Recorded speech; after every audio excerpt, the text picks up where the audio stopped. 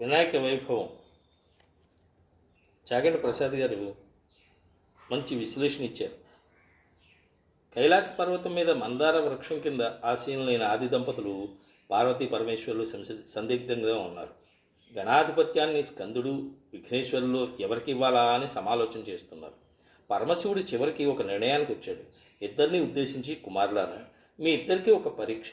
ఎవరైతే 3 లోకాలు సంచరించి పవిత్ర నదుల్లో స్నానం చేసి ముందుగా కైలాసానికి తిరిగి వస్తారో వారికే భూత గణాధిపత్యాన్ని ప్రసాదిస్తాను అని పరమేశ్వరుడు ప్రకటించగానే ముందుగా కుమారస్వామి మయూర వాహనారూఢుడై రువ్వమన్నాడు. బుడిబుడి నడకలతో అనింద్యుడనే నామంగల అతి చిన్న వాహనమైన మూషికంపై అధిరోహించినటువంటి లంబోదరుడు అమ్మ పార్వతి వంక విచారంగా చూశాడు. అమ్మ చిరునవ్వుల కాంతిలో ఆయన బుద్ధి ప్రచోదితమైంది. అంత విఘ్నేశ్వరుడు తెలివిగా నారాయణ మంత్రం జపిస్తూ తన అమ్మా నాన్నలకి 3 మార్లు ప్రదక్షిణ చేసి కష్టమైనప్పటికీ సాష్టాంగపడి ముక్కులిత హస్తాలతో మోకరిల్లి, మాతాపితరులారా, ముల్లోకాలేమిటి, సమస్త లోకము మీలోనే ఉంది అని ప్రార్థన చేశాడు. నారములు అనగా జలములు, జలములన్నీ నారాయణ్ణి అధీనాలు అనగా ఆ మంత్ర అధీనములు. మంత్ర ప్రభావం చేత ప్రతి తీర్థస్నానమందు కూడా కుమారస్వామి కన్నా ముందే వినాయకుడు ప్రత్యక్షం కాజొచ్చాడు. విఘ్నేశ్వరునికి ఆధిపత్యం లభించింది. ఆయన విశిష్ట నాయకునిగా వినాయకుడయ్యాడు.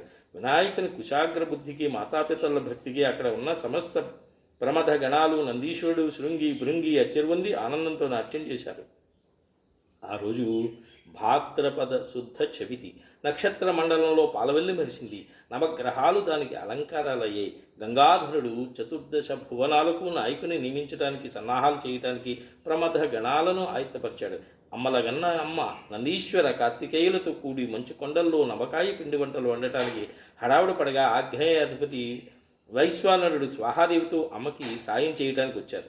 నలుడు తదితరులు వంటవాళ్ళు అవ్వగా అతిథులను నృత్య వాయిద్యాలతో ఆనందింపజేయడానికి, శృంగి భృంగి సామవేద రసాసారమైన సంగీతాన్ని వినిపించడానికి వాగ్దేవి వీణాపాణి అయి చతుర్ముఖునితో వేంచేయగా మేనత్త మేనమామలైన లక్ష్మీనారాయణుడు మేనల్లుని దీవించడానికి రాగా 3 దేవతల పుష్పక విమానాలతో బ్రహ్మాండ లోకాల రహదారులన్నీ కిక్కిరిసిపోగా మందారాలన్నీ కేదార సుతుని రాక కోసం మరింత విచ్చుకుని వెండి కొండకు పండగ వాతావరణాన్ని తేగా శ్వేతాంబరధారుడై చతుర్భుజములతో ప్రసన్నమైన వదనంతో అనింద్య వాహనారూఢుడై కోటి సూర్య సమప్రభలతో బ్రహ్మాండ నాయకుడైన వినాయకుడు గణాధిపత్యాన్ని స్వీకరించడానికి వేంచేశాడు.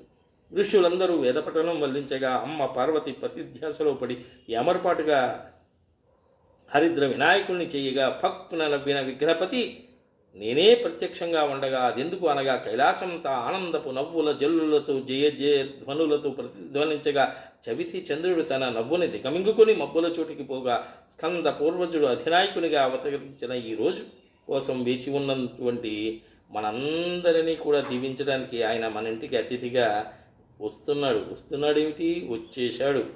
మరి వినాయక చతుర్థికి సంబంధించినటువంటి ఆ చవితి పండగని మనందరం కూడా జరుపుకుంటున్నాం. ఆ సందర్భంగా ఆయనకి ఆహ్వానం పలుకుదాం.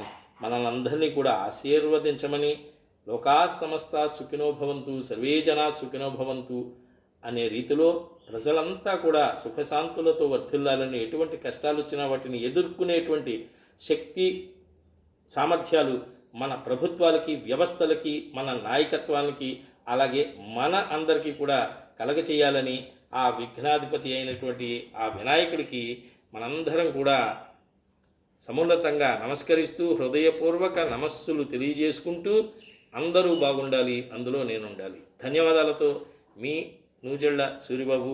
ఈ గొప్ప గొప్ప వాక్యాల్ని మనకు అందించినటువంటి చాగంటి ప్రసాద్ గారికి మనందరి తరపున ధన్యవాదాలు తెలియజేసుకుంటూ విన్న మీ అందరికీ కూడా ధన్యవాదాలతో మరొక్కసారి మీ నూజెళ్ల సూరిబాబు.